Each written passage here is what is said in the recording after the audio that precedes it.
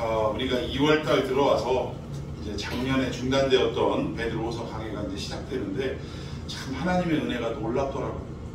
오늘이 우리 교회력으로 보면 무슨 주일이냐면 2단 경계주일입니다. 2단 경계주일인데 오늘 준비된 말씀의 제목이 2단의 정체, 그리고 2단에 대해서 초대교회에 어떤 2단들이 활동했고 또 그 2단들의 활동에 대해 베드로가 어떻게 경계의 말씀을 전해주셨는지, 성도들에게 어떻게 위로를 했는지 이 부분에 대해서 오늘 살펴보도록 하겠습니다.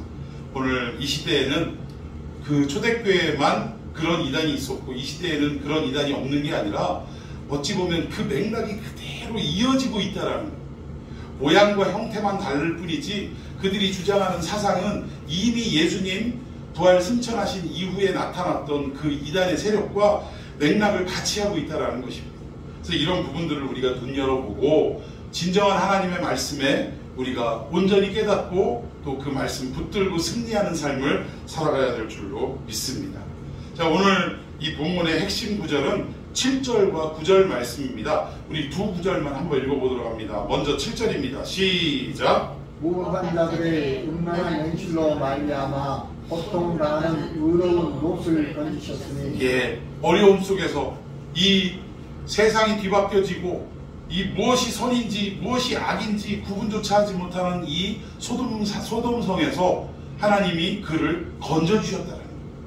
오늘 이 말씀처럼 오늘 이 시대에 정의가 무너지고 상식이 무너진 이 시대를 우리가 살아가고 있지만 하나님이 이 가운데서도 저와 여러분을 건져주실 줄로 믿으시기를 바랍니다. 그 소망을 가지고 살아야 돼요. 또 9절 한번 읽어봅시다. 시작! 주께서 경건한 자는 시험에서 건지실 줄 아시고 불의한 자는 형벌 아래 두어 심판날까지 지키시며. 아멘. 하나님을 온전히 믿고 말씀 따라 순종하는 우리 경건한 자는 어떠한 시험에서도 반드시 건져내 주실 줄로 믿습니다. 그러나 그와 반대로 하나님의 말씀을 멸시하고 두려워하지 않고 무시하는 이런 인생들은 결국은 어떻게 되느냐? 심판대 아래 결국 사라지고 만다. 자, 우리 베드로 사도는요, 지금 교회의 상황이 거짓 선지자들에게, 거짓 교사들에게 넘어가서 지금 교회가 너무 어려움에 시달리고 있다는 거예요. 무엇이 참된 말씀인지, 무엇이 진짜 복음인지 헷갈리고 있는 이런 상황 속에 베드로는 궁극적인 안심과 안돈의 메시지를 지금 선포하고 있다는 것입니다. 이런 어려운 상황에도 불구하고 우리 예수님은 반드시 우리를 건지실 것이다. 지금 교회가 잠깐의 미혹과 흔들림이 있지만 그래도 그리스도께서 우리를 반드시 구원해내실 것이다. 이 메시지를 지금 선포하고 있다는 것입니다.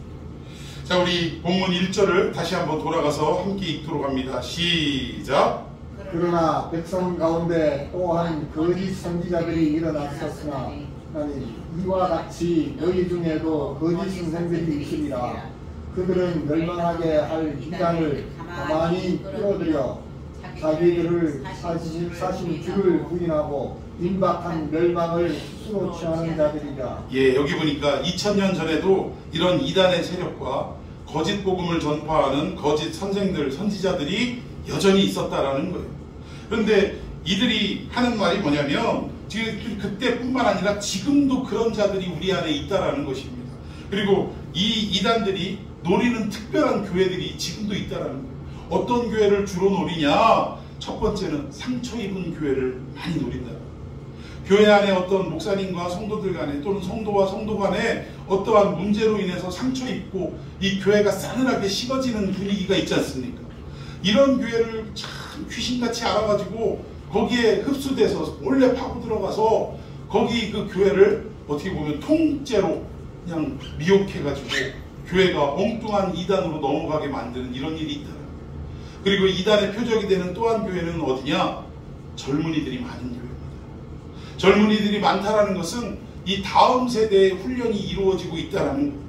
이런 다음 세대까지 그리스도의 복음이 전파되는 이런 교회에 가만히 들어와서 여기 보니까 가만히 끌어들여서 이 젊은이들의 생각과 믿음을 회파하고 흔들리게 만든다라는 것입니다. 이런 시대, 혼란한 시대 속에 과연 우리가 해야 될 일은 무엇이냐?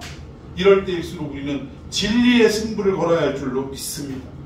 많은 사람들이 이단을 연구하고 신천지 연구하고 하나님의 교회 연구하고 하여튼 각종 사이비 이단을 막 연구하고 제가 매년 보면은 이 모건대에서 저한테 우편이 와요. 어떤 우편인가 봤더니 이단 감별사 이거 저 학위 주는 거 뭐 정식 학위는 아니지만 자기들 나름대로 평생교육원에서 그런 걸 하는데 하도 이단이 난무하니까 뭐 진용식 목사라든가 이런 이단 감별사들이 있잖아요. 이런 분들이 이단이 어떤 자기들이 그동안 경험했던 것들을 이렇게 뭐 교과 내용으로 만들어 가지고 그걸 직접적으로 가르치고 또 경험도 하게 하고 이러면서 이단이 교회 안에 들어왔을 때 또는 이단에 빠졌던 영혼들을 어떻게 회복시키는가 이런 부분들에 대해서 막 가르치고 그러더라고요. 매번 와가지고 그 우편물이 와서 등록하라고 막 권하는데 근데 저는 물론 뭐 그런 것들 공부하는 거 좋습니다.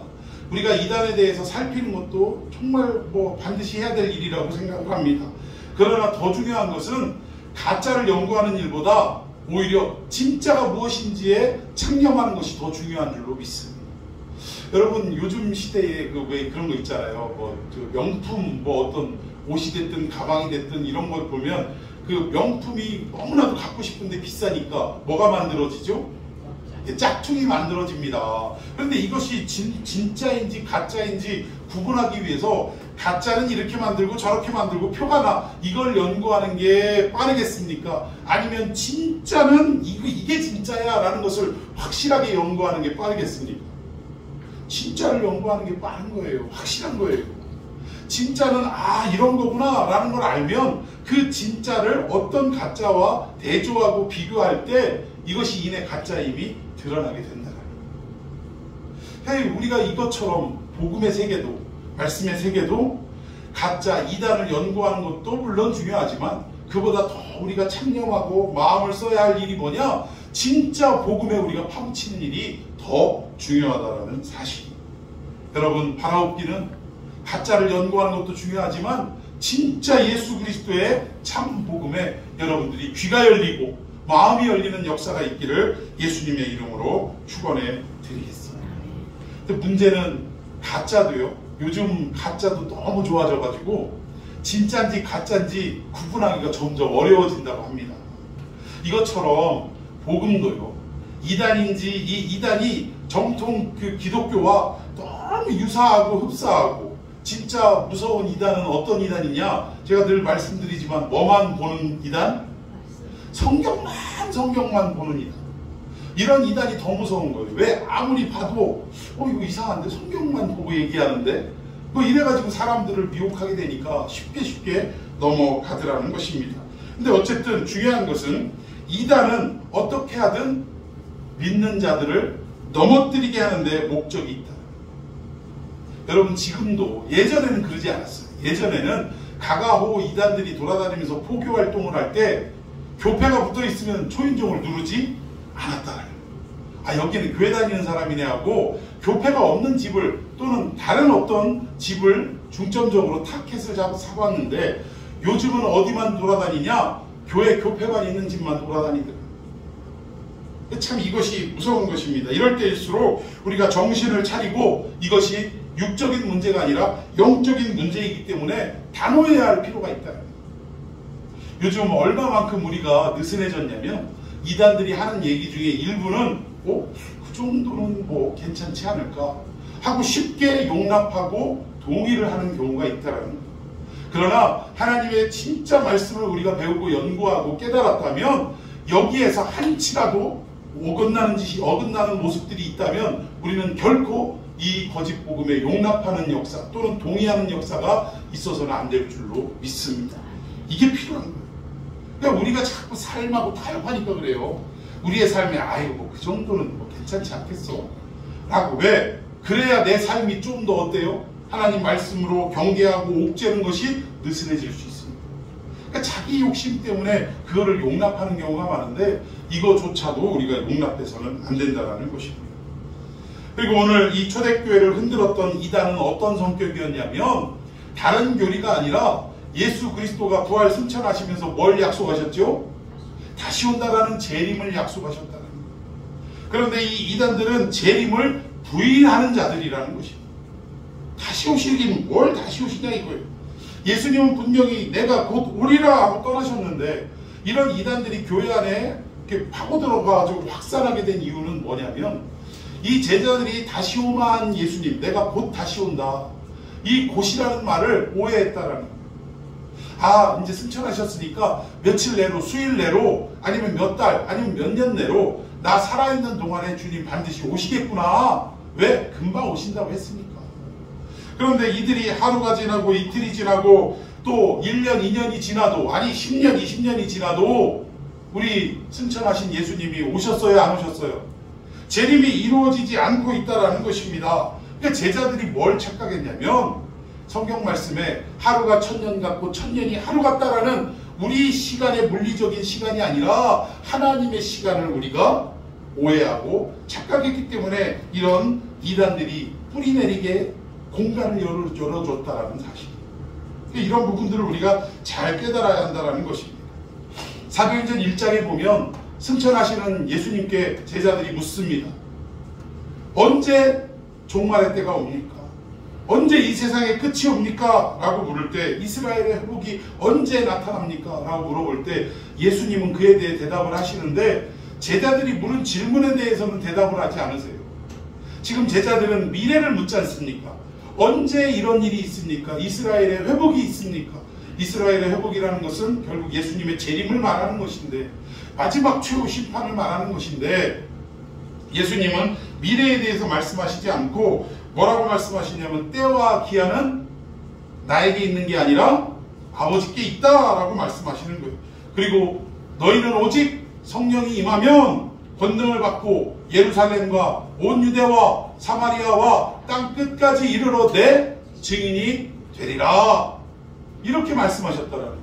예수님은 미래에 대한 궁금증에 대해 한마디도 대답하지 않으시고 오직 오늘에 대해서, 즉 현재에 대해서만 확연하게 말씀을 하고 부활 승천을 하셨다는 것입니다.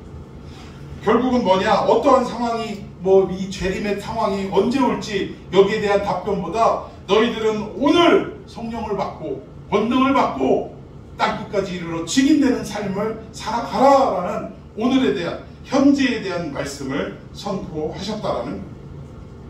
제자들은 곧 오신다고 해서 눈이 빠지게 기다렸는데 오지는 않지요. 그러다 보니까 점점 현실은 옥죄어오고 핍박은 심해지고 또 경제 공동체에서 점점 이들이 발 디딜 곳은 없고 쫓겨나가고 말씀드렸잖아요. 당시에는 길드라는 상인연합회가 있는데 이 상인연합회에 가입해서 경제활동을 하려면 가이사가 우리의 왕이십니다. 가이사가 우리의 신입니다. 이런 인사를 해야 했다라는 거예요. 근데 그리스도인들은 이런 인사를 도저히 신앙적으로 할 수 없기에 결국 길드에서 어떻게 됩니까? 쫓겨나게 되는 거예요. 결국 오늘날 직장생활도 못하고 장사도 못하고 사업도 못하고 이 모든 경제 구조에서 공동체 안에서 떨궈져 나가고 왕따를 당하는, 결국 먹고 살 수 있는 길은 우리식으로 말하자면 직접 내 땅에서 농사 짓고 거기서 나오는 거 자급자족하며 살아갈 방법밖에는 없었다. 그러니까 이런 어떤 현실적인 어려움들이 옥죄오니까 우리식으로 말하면 뭐겠어요? 빚지고 또는 뭔가 경제활동을 하려고 해도 가진 것 없고 신용의 불량자가 되고 여러 가지 어떤 상황을 말할 수 있을 것입니다. 그런데 이러한 상황 속에서도 우리 주님은 무엇을 명령하셨다고요? 성령을 받고 권능을 받고 오늘 하루를 땅끝까지 이르러 뭐가 되라? 증인이 되라 라고 말씀하셨다라는 것입니다. 제자들은 이 말씀을 깨닫지도 못하고 동의할 수도 없고 그러다 보니까 주님 오시기만 눈 빠지게 하늘에 구름만 바라보며 기다리다가 하루가 지나 이틀이 지나 점점 시간이 지나도 재림의 기미도 안 보이니까 그 틈을 이단들이 비집고 들어가서 재림은 무슨 재림이냐, 니들이 기다리는 실제로 이 땅에 하강하시는 그런 재림은 이루어지지 않는다 라고 비집고 들어왔다라는 거예요. 아예 소망의, 그 재림에 대한 소망의 싹을 미리 잘라버리고 말았다라는 거예요. 이것이 초대교회 이단들의 내용이었다라는 거예요. 그러니까 내부적으로는 교인들이 이런 움직임들이 교회 안에 자꾸 나타나고 이런 거짓 복음이 막 떠돌아다니고 하니까 어떻겠어요? 마음이 싱숭생숭하고 이거 교회 나와가지고 내가 이거 하는 게 맞는가? 재림을 기다리고 소망하고 오늘의 어려움들을 극복하는 게 맞는가? 머리가 아픈 거예요 지금. 이 이단 때문에 교회 전체가 지금 난리가 난 겁니다. 근데 여러분 오늘 이 시대에 특별히 우리 대한민국 땅에 3대 이단이 있죠. 3대 이단. 첫 번째가 어디죠? 신천지, 또 하나님의 교회, 그리고 또 하나는 여호와 증인보다는 구원파입니다. 구원파. 이제 여호와 증인은 우리나라 그 토종 이단이 아니고 저 미국에서 들어온 이단이고, 우리나라 토종 이단 3대 토종 이단이 누구냐? 신천지, 구원파, 하나님의 교회, 안상홍 증인회라고 그러죠. 예, 여기입니다. 근데 이들도 나름대로 굉장히 이 교세가 번창하고 있어요. 그것도 급하게 번창하고 있는데, 이들의 타겟이 좀 전에도 말씀드렸지만 불신자들이 아니라 우리 믿는 사람들을 타겟으로 해가지고, 그렇게 해가지고 저들이 포교를 하는 것. 근데 이때 교회를 다니지만 진리에 대해서 우리가 온전히 알지 못하면, 또 삶의 어떠한 고달픈 문제로 인해서 믿음이 깊게 뿌리내리지 못하면 이런 사람들은 넘어갈까요? 안 넘어갈까요? 넘어가기 쉽다. 여러분, 이게 사실은 우리 믿는 자들 가운데 금송아지 사건이 이거예요. 이게 뭐냐면, 우리는 아무리 하나님 앞에 부르짖고 하나님의 축복을 기다리고 하는데도 우리의 삶에 눈에 보이는 변화가 일어나지 않더라 이거예요. 근데 이것이 하루가 지나고 이틀이 지나고 점점 시간이 지나갈수록 하나님에 대한 소망과 갈망이 점점점 무뎌지고 식어지게 돼요. 그런데 믿지 않는 자나 다른 종교를 믿는 자나 우상을 섬기는 자들의 삶을 볼 때 어쩌면 저것들은 아파트 사기만 하면 오르네. 저것들은 손만 대기만 하면 막 사람들이 달라붙고 돈을 막 그냥 벌고 그러네. 그러면 우리는 어떤 마음이 드냐면, 아니 우리 하나님은 나한테 이런 복도 안 주시는데 저들은 아니 손대는 일마다 잘 돼. 그럼 도대체 저들이 믿고 저들이 생각하는 가치관은 무엇인가? 궁금해요? 안 궁금해요? 궁금한 거예요. 우리는 주일날 그 어려운 시간을 쪼개서 하나님께 온전히 바치는 이러한 주일 성수를 살아가고 있는데, 잘 되는 인생들을 보니까 주일날 뭐 하고 있어요? 인간관계 맺느라고 골프 치러 다니고 등산 다니고 이러면서 그 주말에 인간관계 맺은 자들과 함께 또 이 주중에 돈을 버는 일들과 이렇게 연계가 하고 있더라고요. 그러면 이런 것들을 볼 때, 아유 그러면 나도 좀 한번 저 사람들을 따라가볼까? 거기서부터 금송아지 사건이 일어나게 되는 거예요. 보이지 않는 우상, 보이지 않는 금송아지 사건이 여기서 일어난다라는 거예요. 그래서 우리가 이 진리에 바로 이렇게 서 있다라는 것이 얼마나 중요한지 모른다라는 것입니다. 자, 이런 이단들에 대해서 사도 베드로는 어떤 얘기를 하는가? 자, 1절 다시 한번 봅시다. 시작. 그러나 백성 가운데 또한 거짓 선지자들이 일어났었으니 이와 같이 너희 중에도 거짓 선생들이 있으리라. 그들은 멸망하게 할 이단을 가만히 가만히 끌어들인다라는 거. 우리를 멸망시킬 이단들을 가만히 끌어들여가지고 결국은 임박한 재림을 부인하게 하고 또 스스로 멸망케 만든다라는 것입니다. 자, 여기 보니까 가만히 끌어들여라는 이 말은 무슨 말이냐면, 가만히 꼬드겨서 자기 편을 만든다, 이 뜻을 가지고 있습니다. 멀쩡하게 신앙생활 하는 사람들 옆에 근처에 가가지고 꼬드기는 거예요. 유혹하는 거예요. 미혹하는 겁니다. 그래서 자기 편을 만들어버리는 거예요. 이게 대표적인 하는 행동이 신천지가 이런 일을 하는 거 아닙니까? 교회 안에 원래 잠입해가지고 가만히 있는 사람들을 꼬드겨가지고 처음에는 잘하는 것처럼 하다가 꼬드겨가지고 결국 그 사람의 마음을 미혹해서 자기 편을 만드는 거예요. 이게 신천지들이 주로 하는 일들이라는 거예요. 자, 우리 2절도 한번 봅시다. 2절 시작. 여럿이 그들의 어색하는 것을 따르리니 이로 말미암아 진리의 도가 비방을 받을 것이요. 예, 여기 보니까 또 이단의 다른 형태가 뭐냐면 호색하게 한다라는 거예요. 호색하는 자들이라요. 그럼 호색이 어떤 의미냐면, 단어 그대로를 말하면 음란을 행하는 것을 호색이라고 합니다. 특히 성적인 어떤 타락을 호색이라고 하는 거예요. 근데 여기서는 그런 어떤 일반적인 성적 타락을 말하는 것이냐? 그게 아니라는 거예요. 이때 당시에는 이 잘못된 우상을 섬기는 이런 예를 들어서 뭐라고 해야 돼? 종교 집단에 들어가면 그때 당시마다 이 종교 집단 안에는 머무르고 있는 성창기들이 있었어요. 성창기들. 이 얘기는 뭐냐면 그냥 단순하게 쾌락을 위해서 몸을 팔고 이런 게 아니라 이들은 자기들이 믿는 신과 우리 인간과의 합의를 위해서 어떤 일들을 해야 되냐, 이 자기들이 그 믿는 그 공간 안에 머물러 있는 성전 창기들과 합의를 이룰 때 신과 합의를 이룰 수 있다, 이렇게 주장을 했다라는 거예요. 근데 여러분, 이것이요 몇천 년 전에 미개할 때만 있었던 일 같죠? 지금도 이런 일이 있습니다. 이 일을 하고 있는 대표적인 이단이 어디냐? 통일교예요. 통일교는 아담의 타락을 무엇으로 보냐면 이 육신적 씨가 타락을 했다라고 봅니다. 그러니까 아담의 씨가 타락하기 이전에는 하나님의 형상으로 그 씨가 퍼져나가면서 온 인류가 경건하게 유지가 되는데, 그만 아담이 타락하게 되고, 그리고 이 에덴 동산의 사건을 뭘로 보냐면 뱀이 여자를 유혹했어요, 안 했어요? 그리고 성악과를 먹었어요, 안 먹었어요? 근데 이 사건을 뭘로 보냐? 성적 타락으로 보는 거예요. 뱀과 하와 여자와의 관계 속에서 태어난 자식이 누구냐? 가인이다라고 보는 거예요. 가인이다. 그리고 가인뿐만 아니라 이 여자를 통해서 그 이후로 모두 태어나는 인간들은 뭐 우리도 다 죄인이라고 하는 것처럼 이미 그 피가 다 더러워졌다 이겁니다.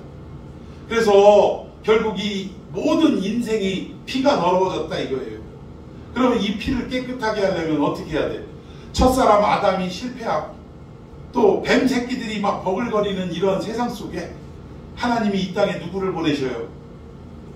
문선명이를 보내셔서, 그래서 이 문선명이야말로 영적으로 육적으로 깨끗한 사람이다 이거예요. 그래서 이 문선명이와 성적 관계를 갖는 여자는 깨끗해요, 안 깨끗해요? 깨끗해지는 거예요. 그리고 이 문선명이와 관계를 가진 여자가 그 밑에 와서 다른 남자들과 혼음을 하면 같은 그 혼음을 했던 남자들의 피도 어떻게 되는 거예요? 깨끗해지는 거예요. 여러분, 2000년 전에 이 이단들, 호색하는 자들, 이 이단들과 오늘 이 시대의 이단들과 다를 바가 없다. 제가 통일교는 잘 아는 게 뭐냐면, 제가 고등학교 때 검정고시를 봤는데 낮에는 일을 하고 밤에는 이제 가서 야학을 했어요. 근데 그때 야학을 할 때 이게 통일교에서 하는 야학인지도 모르고, 물론 종교적인 색채가 없기 때문에 통일교에서 하는지도 모르고 가서 이제 대학생들을, 통일교 애들이 아니라 일반 대학생들을 이렇게 강사로 불러들여가지고 봉사하게 만든 거죠. 그래서 그 일반 대학생들에게 공부를 배우고 이런 야학을 했어요. 그래서 검정고시를 봤는데, 근데 그러다가 나중에 알게 된 거죠. 아, 이 야학을 주도하는 이 간사라는 이 사람들이 통일교도들이구나 라는 걸 나중에 알았어요. 근데 언제 한번 저보고 그 간사 한 분이, 뭐 한 사람이 저한테 그러더라고요. 야, 매도일날 몇 시에 내가 기숙하고 있는 거기로 와라, 숙소로 와라. 그래가지고 그날 참 하나님이 보호해 주신 거예요, 진짜. 원래 약속한 시간보다 제가 친구들하고 막 놀고 뭐하고 이러다가 한 30분 정도가 늦었어요. 근데 가봤더니 세상에 그 작은 방인데 이 신발 벗는 자리에 몇십 컬레가 막 신발이 있는 거예요. 거기에 남녀들의 신발이. 알고 봤더니 뭐냐, 그 본부에서 이제 그 피가름이라고 하거든요. 그 피가름을 했던 누군가가 와서 거기서 뭐가 이루어졌냐, 혼음이 이루어진 그 장면. 근데 세상에 그 자리를 통일교에 가보지도 않은 저를 갖다 오라고 그래서 거기에 물들게 만들려고 했던 의도가 있었다는 걸 알게 됐죠. 세상에 제가 그걸 보고, 그래도 믿음이 그때는 뭐 이렇게 깊지 않은 어린 나이였지만 그래도 이미 17살 때 성령을 체험을 했고 또 하나님의 놀라운 은혜를 맛본 사람이었기 때문에, 아, 이거 정말 큰일 날 뻔했구나 하고 뒤도 안 돌아보고 그냥 나왔어요. 그래서 공부는 해야 되니까 나중에 이제 공부할 시간 돼서 찾아갔더니, 아유, 벌써 뭐 분위기가 달라요. 분위기가. 참 오늘날도 이런 이단들이 여전히 있다라는. 그런데 그때 당시에 그들이 우상을 섬기는 그 자리에 이런 어떤 혼음의 관계가 이루어질 때 이들이 과연 성적인 타락으로, 죄악으로 여겼겠냐 이겁니다.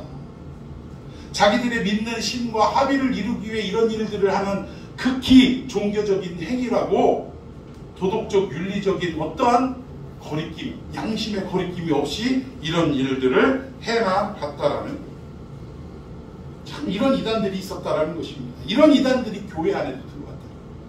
자, 우리 3절 읽어봅시다. 3절 시작. 그들이 행심으로서 지어낸 말을 가지고 너희로 이득을 삼으니 그들의 심판은 옛적부터 지체하지 아니하며 그들의 멸망은 잠들지 아니하느니라. 이들이 하는 말들을 들어보면 무엇을 기초로 한 말이냐? 탐심을 기초로 한 말이라는 거예요.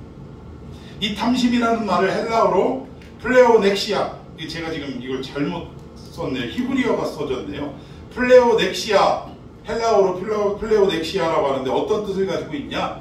가짜, 허구, 신화, 그리고 더 가지려는 욕심. 즉 이단들의 모든 메시지는 그 밑바닥에 가짜가 깔려 있다라는 거예요. 진실을 말하는 게 아니라는 것입니다. 진리를 말하는 게 아니라는 거예요. 다 허구라는 거예요. 만들어낸 얘기라는 것입니다. 그리고 신화, 여러분 신화는 사실입니까? 아니면 만들어낸 얘기입니까? 만들어낸 얘기예요.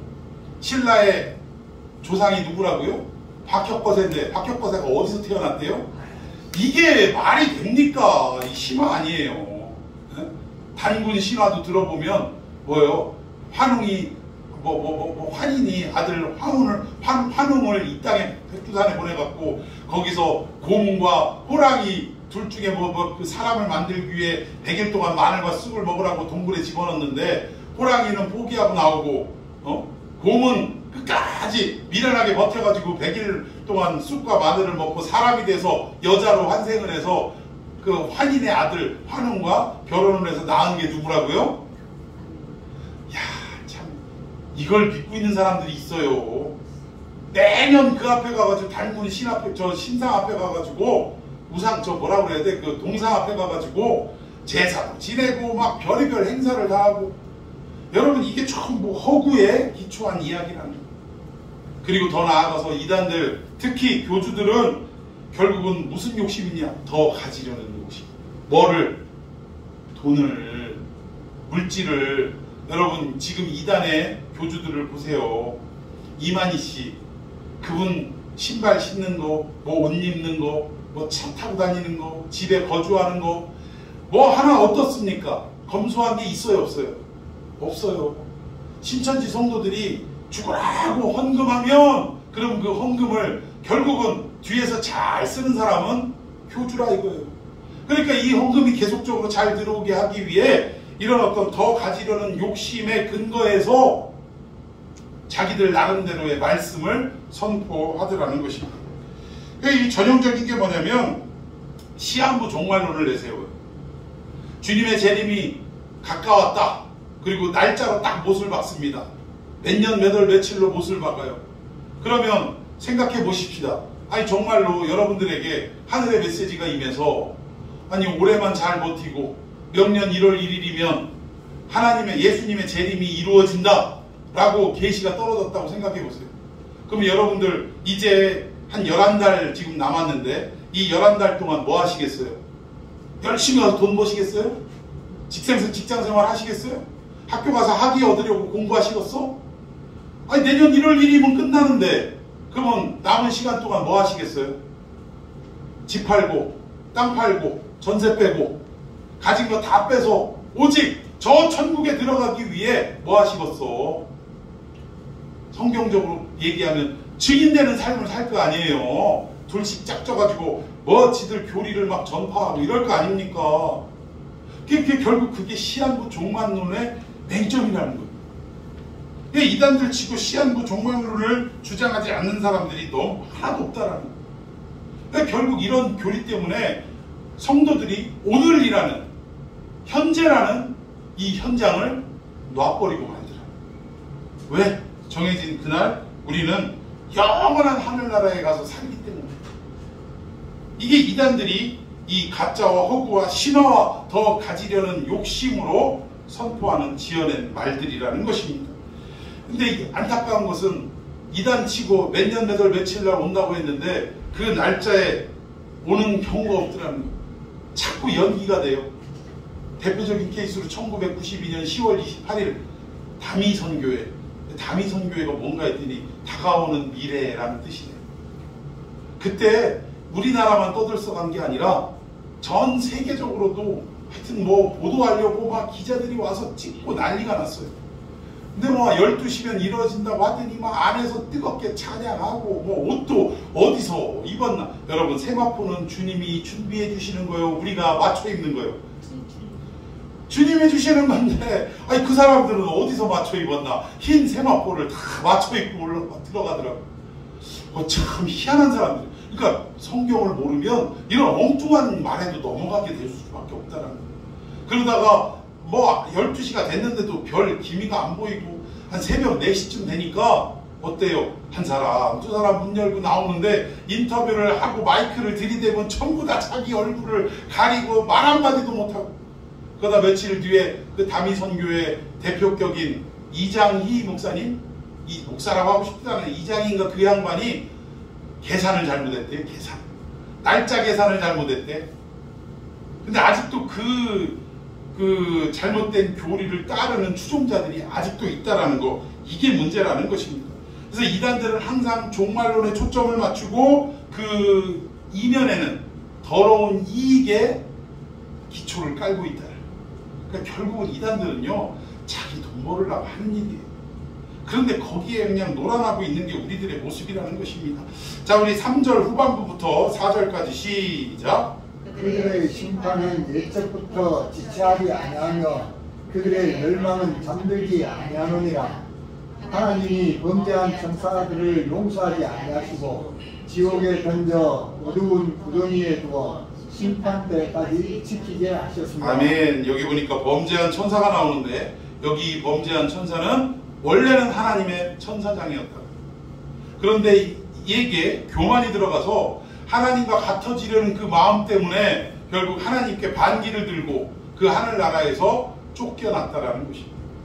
그리고 이 쫓겨난 이 범죄한 결국은 사탄이죠. 이 사탄의 무리들이 결국은 어디로 내려왔냐? 이 땅에 공중으로 내려와서 누구를 유혹하기 시작했냐? 인간들을 자기의 하수인으로 만들기 시작했다라는 것입니다. 그러니까 결국 여기에서도 타락이라는 것이 어디에서 이루어지냐? 천사장은 하나님의 곁에서 늘 하나님께 영광을 올려드리는, 찬양을 올려드리는 이러한 일들을 해야 되는데, 결국 그 자기 자리에서 이탈한 것이 뭐냐? 타락이라는 거예요. 여러분, 아담이 타락하고 난 뒤에 하나님이 오셔서 제일 먼저 물으신 말씀이 뭐예요? 아담아, 아담아, 네가 어디 있느냐? 그러면 하나님이 어디 숨어 있는지 안 보여갖고 눈이 침침해서 그 말씀을 하셨을까요? 이 질문의 의도는 뭐냐면, 내가 너에게 준 하나님의 형상, 내 형상이 어디 있냐 이 얘기예요. 어디 있냐? 이 에덴이라는 왕국의 왕으로서 만물을 다스리는 권한을 가진 내가 너에게 준 그 권한이 어디가 있냐? 본래 내 사람으로 만들었던 네 모습이, 네 형상이, 네 자리가 어디로 이탈되었냐? 이러한 질문이라는 것입니다. 그래서 결국은 오늘 이 시대에도 우리가, 이 교회도 마찬가지예요. 교회도 내 자리를 지키는 게 얼마나 중요한지 몰라요. 근데 참 사람들이 이상한 게, 어느 교회를 가도요, 내가 한번 앉기 시작한 그 자리는 꼭 다른 자리랑 안 받고 꼭 그 자리에 앉으셔. 우리 교회도 몇 명 안 되는데 하여튼 앉는 자리만 앉아요. 근데 물론 이런 어떤 의자를 말하는 자리도 중요하지만, 내가 이 교회에서 하나님께서 내게 명하신 그 직분, 내게 명하신 그 사명 감당하는 거, 여러분 이정표 아시죠? 이정표는 길을 안내하는 그런 역할을 하는데, 이정표가 바람 분다고, 비가 온다고, 눈이 온다고, 아이고 나 추워서 못 견디겠다고, 이정표가 자기가 쑥 말뚝을 뽑아서 다른 데로 옮겨지면 이정표 역할이 되겠습니까? 안 되겠습니까? 많은 사람들이 그 길을 찾아 헤매이게 되는 거예요. 그럼 그 얘기는 뭐냐? 우리에게 주신 사명, 우리에게 주신 직분을 어떻게 이정표와 같이 뿌리를 내리고, 바람이 부나 비가 오나 홍수가 오나 우리가 그 자리를 떠나지 않고 지키는 것, 이것이 하나님의 사람이 해야 할 일인 줄로 믿으시기를 바랍니다. 여러분, 이것이 종교뿐만 아니라 가정도 마찬가지. 우리 인간이 연약하고 실수하고 이러는 이유가 뭐냐? 남편은 남편의 자리에서 이탈되면 무너지는, 아내는 아내의 자리에서 이탈하면 무너지는 것이고 자식은 자식의 자리에서 이탈하면 다 무너지게 된다는 것입니다. 회사도 마찬가지죠. 내 직분을 감당하지 못하고 엉뚱한 일을 행하면 그 자리를 떠나가면 그럼 결국 그 회사에 큰 누가 되고 심지어 회사가 부도가 날 위기도 닥치게 된다. 이러한 부분들을 우리가 잘 현실에서 되물어야 할 줄로 믿습니다. 자, 우리 계속해서 말씀 봅시다. 5절 시작. 옛 세상을 용서하지 아니하시고 오직 의를 전파하는 노아와 그 일곱 식구를 보존하시고 경건하지 아니한 자들의 세상에 홍수를 내리셨으며. 자, 사도 베드로는 앞에 이단의 정체들을 쭉 밝히면서 두 가지의 예를 듭니다. 그 첫 번째가 누구냐? 의를 전파하는 노아의 이야기를 하는 거예요. 노아의 이야기. 여러분, 노아 시대는 사람의 죄가 창궐했던 시대입니다. 관영했던 시대예요. 그래서 하나님이 심판하기로 작정을 하셨습니다. 근데 하나님은 자비하신 분이기 때문에 그냥 예고 없이 막 심판을 해버리시는 분이 아니라 미리 예고하시더라고요. 누구를 통해? 노아라는 사람을 통해 예고하셨다는 거예요. 여러분, 노아가 방주를 짓는 그 시간은 자기 살궁리하는 시간이라기보단 모든 인생들에게 하나님이 심판을 예고하시고 결정하고 마음을 돌이키라라는 기회를 주신 시간인 줄로 믿습니다. 그럼에도 불구하고 그 배를 방주를 짓는 시간, 어떤 분은 그들의 날이 120년이 되리라 뭐 이래가지고 120년을 졌다라고 주장하는 분도 있고 뭐 여러 가지가 있는데 저는 120년이라고 보지는 않습니다. 나이를 좀 계산을 해보면 한 100년이 채 안 되는 것 같아요. 맥시멈으로 해도 약 98년? 자식들을 연년생으로 낳았다고 해도 98년 정도 되지 않았을까라는 생각을 하게 됩니다. 그리고 혼자 짓다가 글쎄요, 자식들이 어느 정도 도움을 같이 지었던 것 같은데 자식들이 적어도 이 방주 짓는 일을 도울 정도의 나이로 성장하려면 최소 15, 16은 돼야 될 것 같아요.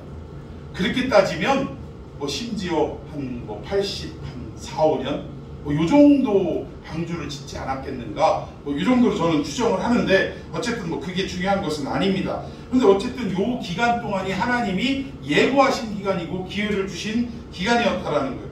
근데 이 시간 동안 노아는요 어디에다 배를 짓습니까?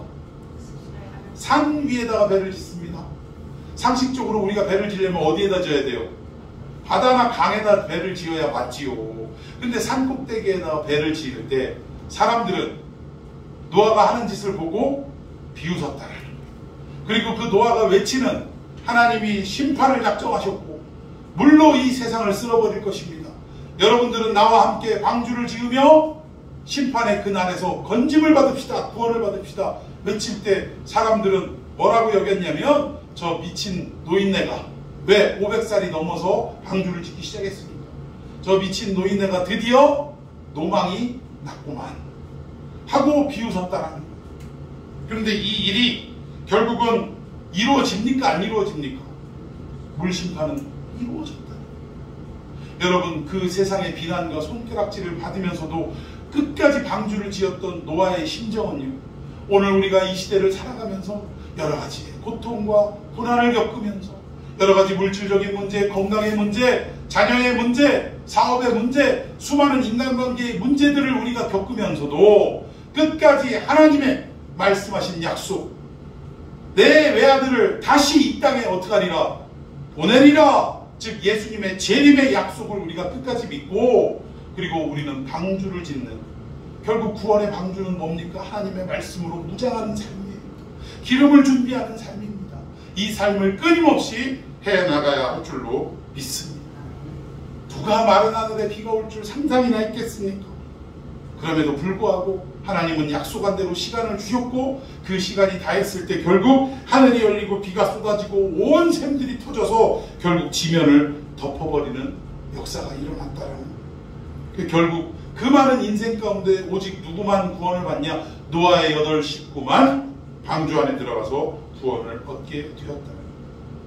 오늘 베드로가 이 이야기를 왜 하냐? 지금 교회가 어지럽고 이단들에 의해서 난무하고 골치 아픈 상황이지만 여러분들의 믿음을 흔들리게 만들고 무엇이 옳은지조차 결정할 수 없는 이런 상황이지만, 그럼에도 불구하고 하나님은 반드시 노아를 건지셨던 것처럼 여러분들을 어떻게 하신다는 거예요?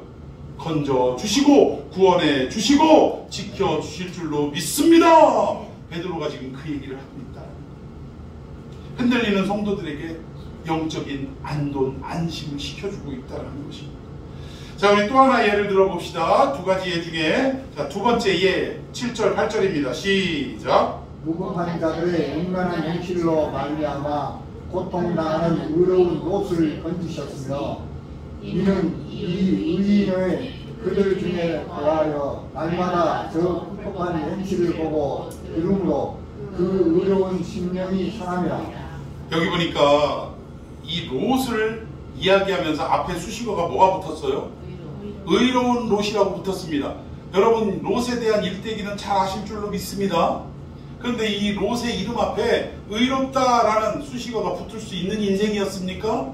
아니었다라는 거예요. 심지어 자기의 큰아버지인 아브라함이 먼저 너하고 우리하고 싸우니까 안 되겠다, 먼저 살 길을 네가 택해라 라고 할 때 그는 조망해서 이게 손을 들어서 지켜봤, 이게 말씀했죠. 눈을 들어본즉, 눈을 들어봤다라는 말은 이 미간에다 손을 대고 이 살펴봤다, 이 얘기, 이 뒤꿈치를 들고 봤다. 이 얘기는 자기 인생의 살 길을 하나님께 맡기지 못하고 누가 찾았다라는 거예요? 자기 자신이 찾았다라는 거예요. 이게 어떻게 의롭다라고 얘기할 수 있습니까? 그리고 그 땅에서 처음에는 소돔 가까이로 이주했다가 나중에는 어디에 앉아 있더라고요? 성문에 앉아 있더라고요. 성문이라는 것은 재판장에 앉거나 그 마을의 유지들만 앉을 수 있는 아주 높은 자리입니다. 얼마나 지독하게 살았습니다. 사람들이 그 사람을 유지로 인정해 줄 만큼 살았겠느냐. 여러분, 세상에서 돈을 많이 벌려면 정직하게 돈을 벌 수 있어요, 없어요? 우리가 너무나 잘합니다. 그럼에도 불구하고 우리는 항상 뭐 많이 벌게 해달라고 그래요? 돈 많이 벌게 해달라고 그래요.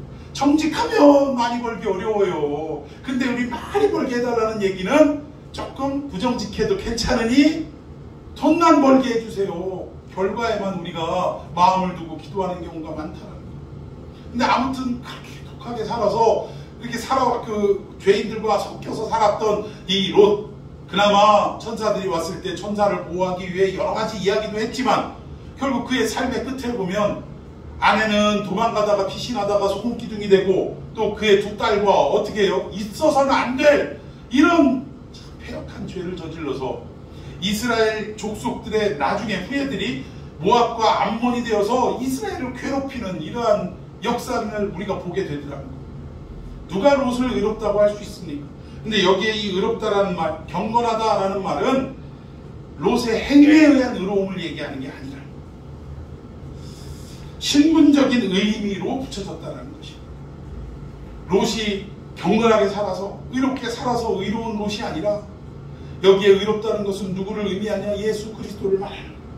이런 죄인임에도 불구하고 예수님이 무슨 은혜인지 웬 사랑인지 롯을 어떻게 하셨다는 거예요? 구원해 주셨다, 그 얘기입니다. 그래서 의롭다는 거예요. 우리도 예수 믿는 자들을 의인이라고 얘기하는데 여기서의 의인은 우리가 의로워서 의인이 아니라 의롭지 못한 죄인인 우리들에게 예수 그리스도의 일방적인 은혜가 임해서 우리를 죄 가운데서 구원하셨기에 우리의 신분이 의로워졌다, 이 얘기입니다.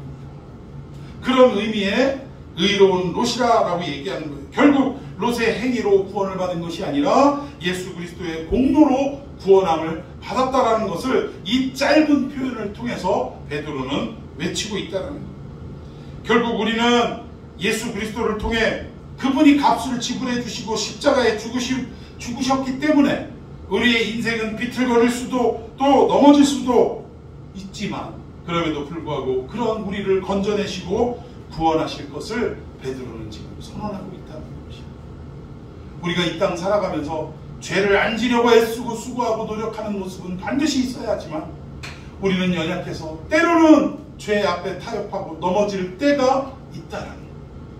그럼에도 불구하고 우리의 이 죄된 모습이 있음에도 불구하고 예수님은 여전히 우리를 사랑하셔서 우리를 그 죄를 깨닫게 하시고 돌이키게 하시고 회개케 하시고 마침내 우리를 건져주시고 구원의 완성을 향해 손을 붙들고 달려가시는 분이라는 사실.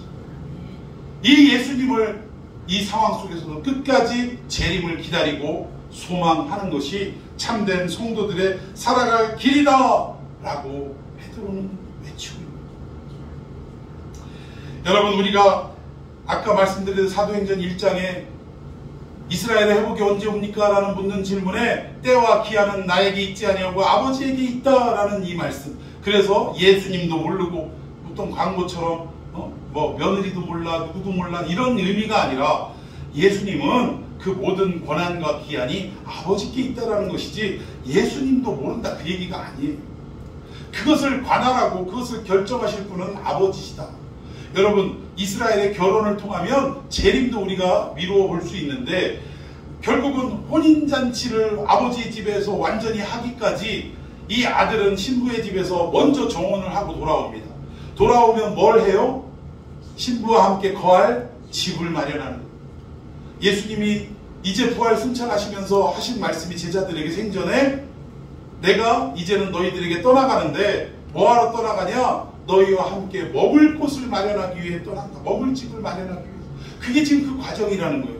그래서 아버지의 감독하에 열심히 집을 짓는데 아니 같이 집을 졌는데 아들이 이 집의 완성이 언제 될 건지 알겠어요? 모르겠어요?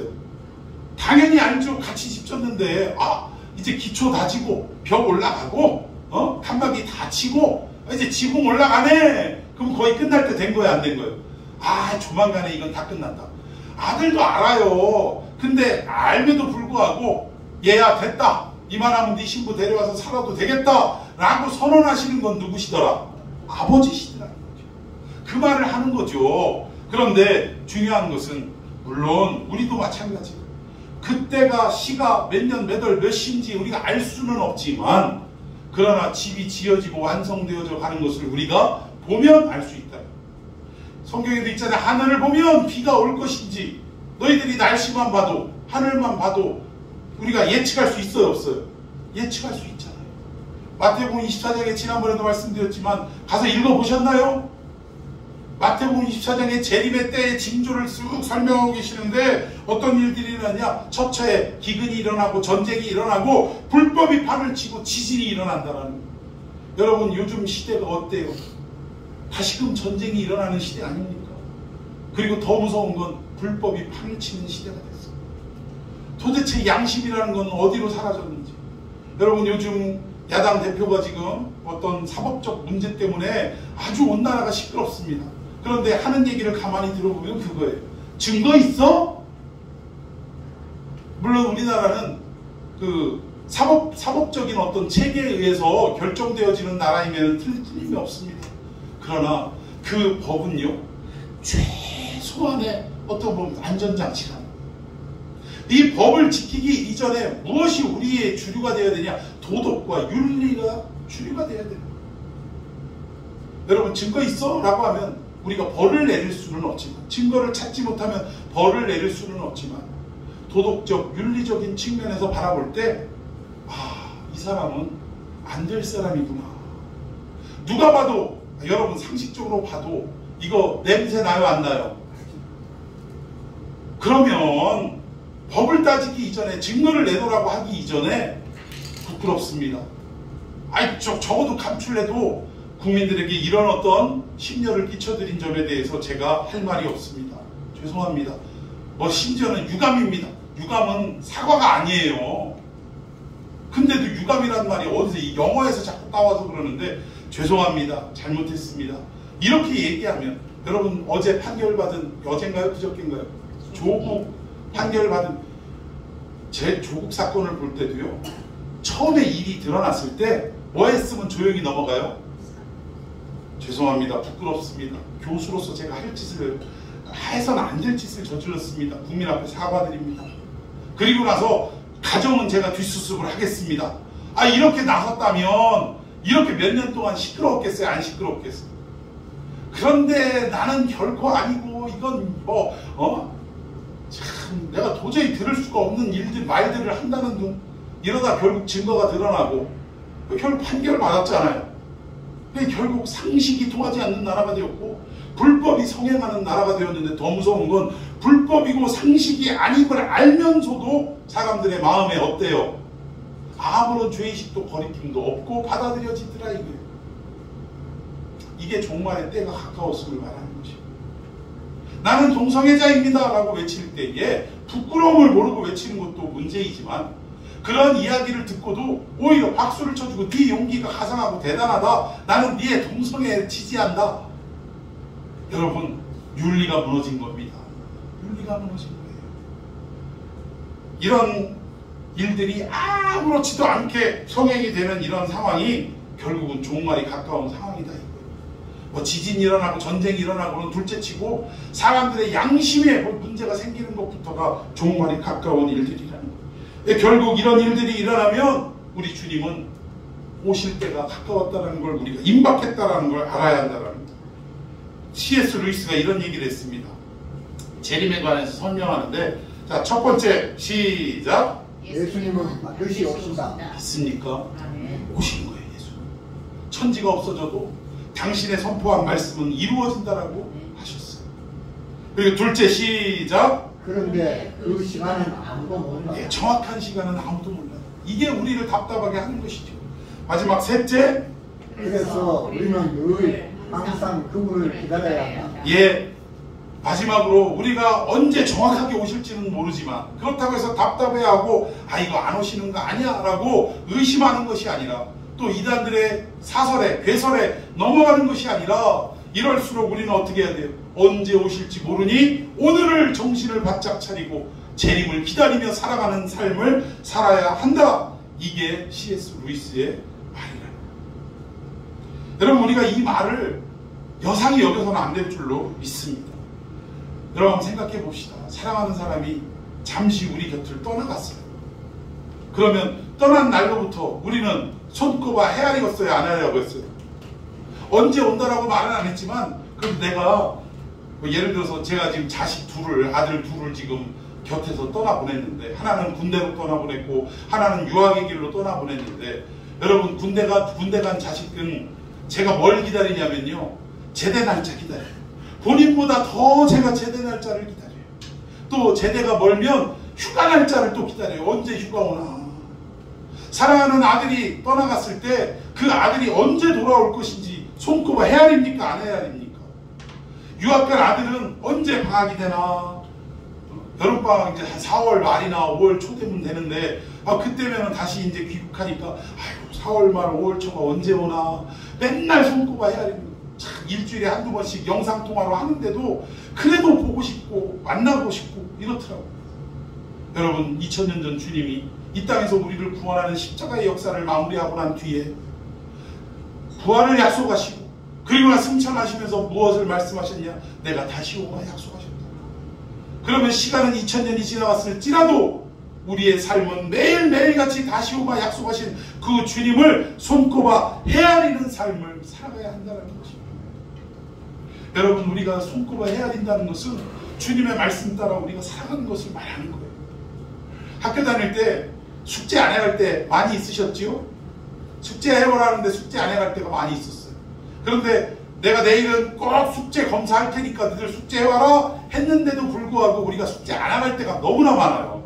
근데 아침에 조회 시간에도 숙제 얘기를 안 하시고, 그리고 모든 수업이 다 끝나고 종례를 하는데도 숙제 얘기를 안 하셔서 숙제를 안 한 우리들은 속으로 쾌재를 불렀다 이거예요. 근데 꼭 학급에 그런 인간이 꼭 있어요. 선생님, 숙제 검사한다고 했는데 안 하셨는데요? 그러면 숙제 안 한 사람들의 뭐가 돼요? 공공의 적이 돼버리는 거예요, 걔는. 물론 이제 참 그게 얄밉기도 하지만, 그것 때문에 뭐 숙제 안 해간 학생들이 뭐 혼을 나기도 하고 맞기도 하고 이랬지만, 근데 여러분, 이 원리를 생각하세요. 숙제를 한 아이는 숙제 검사하는 걸 기다린 거예요, 안 한 거예요? 기다린 거예요. 그러나 숙제를 안 한 사람은 숙제 검사하기가 두려운 거예요. 주님의 재림을 믿고 그 명령 따라 살아온 우리들은 숙제를 한 학생처럼 주님의 재림이 빨리 오시기를, 그 숙제 검사가 빨리 이루어지기를 우리는 소망하고 꿈꾸고 기다린다. 그런데 아직도 주님 오시면 안 되는데, 나 아직 할 일이 더 남았는데, 지금 오시면 나 글쎄 내 천국 보장 받을 수 있을까? 라고 하는 사람들은 뭐 안 하는 사람들이에요? 숙제 안 한 사람들 다. 그럼 우리는 어떻게 살아가야 돼요? 이단이 우리를 자꾸 비틀린 복음으로 유혹하고 우리의 삶이 참 힘들고 어려워서 견뎌내기도 어려운데 주님의 재림은 더디올 때 우리의 마음을 자꾸 비집고 들어와서 유혹하고 미혹하는 이런 잘못된 거짓 복음들이 우리를 힘들게 한다 할지라도 우리는 끝까지 재림을 기다리는 이 소망의 끈을 놓지 아니하고 오늘 하루를 증인되는 삶으로 살아가는 참된 모습이 우리에게 있어야 될 줄로 믿습니다. 이단 경계주의라고 하지만 어떤 이단이 우리에게 찾아와도 우리는 가짜를 연구하고 이단을 연구하기보다는 뭐를 연구해야 된다? 하나님의 참된 복음을 연구하고 그 복음의 뿌리를 내리고 살아가면 어떤 이단도 이단 감별사 자격증 없어도 다 감별할 수 있어요. 얘기 들어보면 2단인지 3단인지 금방 나와. 왜? 하나님의 말씀은 캐논이라고 합니다. 캐논. 성경을 정경을 캐논이라고 해요. 캐논이 무슨 뜻이냐면 잣대를 얘기해. 잣대는 늘어났다 줄어들었다 하지 않습니다. 항상 불변한 거예요. 그러면 이 잣대로 갖다 댈 때 30cm 자를 가지고 딱 잴 때 요거 30cm 요거는 합격. 이건 진짜야. 근데 15cm나 뭐 45cm나 뭐 이렇게 되면 이건 가짜예요, 진짜예요. 가짜임이 판명이 나더라는 거예요. 즉 영혼의 잣대가 되는 성경 말씀이 참된 복음이 우리 안에 준비되어 있으면 어떤 이단도 우리가 감별해낼 수 있게 되더라는 거예요. 그리고 끝까지 주님 오시는 재림의 약속을 우리가 붙들고 힘들고 어려워도 묵묵히 오늘을 견뎌내는 증인되는 삶을 삶으로 재림을 소망해가는 저와 여러분이 되기를 예수님의 이름으로 축원해 드리겠습니다. 아멘. 우리 찬양하고 갑시다. 이 소양이 이 노래를 불렀는데 어렵더라고요. 마라나타. 근데 한번 어려워도 한번 불러봅시다. 가사를 생각하면서 이 찬양 부르고 우리 하나님 앞에 말씀 붙들고 힘들고 어려운 인생길이지만 끝까지 복음에 우리가 붙들림 바 되게 하시고 재림의 소망의 끈을 놓지 않는 우리들 되게 해달라고 이단도 다 물리칠 수 있는 그러한 믿음의 역량이 되게 해달라고 우리 기도했으면 좋겠습니다.